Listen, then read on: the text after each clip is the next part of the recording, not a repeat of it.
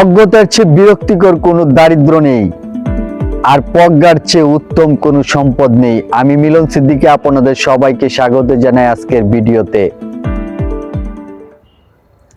বর্তমান সময়ে মানুষ সাধারণ দারিদ্র্য বলতে বুঝে টাকার অভাব, খাবারের সংকট বা জীবনের মৌলিক চাহিদা পূরণ না হওয়া।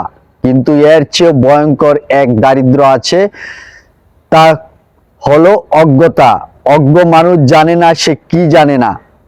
সে ভুলকে আঁকড়ে ধরে সত্য ভেবে, আর সত্যকে প্রত্যাখ্যান করে অহংকারে।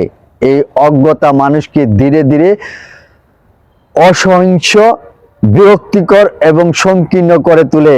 নিজের ভুল সে দেখতে পায় না, কিন্তু অন্যের ভুল খুঁজতে ব্যস্ত থাকে। এই কারণে অজ্ঞতা সবচেয়ে বিরক্তিকর দারিদ্র, কারণ এটি শুধু মানুষকে নয়, পুরো সমাজকে পিছিয়ে দেয়। এই অজ্ঞতা মানুষকে ধীরে ধীরে অসহিংস এবং বিরক্তিকর, সংকীর্ণ করে তোলে।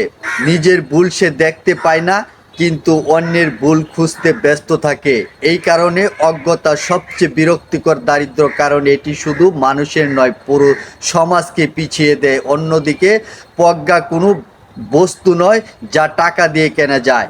প্রজ্ঞা আসে অভিজ্ঞতা থেকে, ভুল থেকে, শেখা থেকে, নম্রতা আর আত্মসমালোচনার মধ্য দিয়ে। প্রজ্ঞাবান মানুষ কথা কম বলে, কিন্তু তার কথায় থাকে গভীরতা। সে জানে কখন চুপ থাকতে হয় আর কখন সত্য বলা জরুরি। তার কাছে সম্পদ মানে শুধু জমি বা অর্থ নয়, সম্পদ মানে সঠিক সিদ্ধান্ত নেওয়ার ক্ষমতা।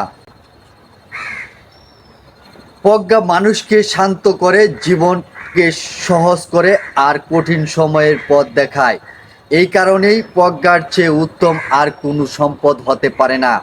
তাই জীবনে ধনী হতে চাইলে টাকা নয়, প্রজ্ঞা অর্জনের জন্য চেষ্টা করুন। কারণ টাকা হারালে আবার আসে, কিন্তু প্রজ্ঞা হারালে মানুষ নিজেকেই হারিয়ে ফেলে।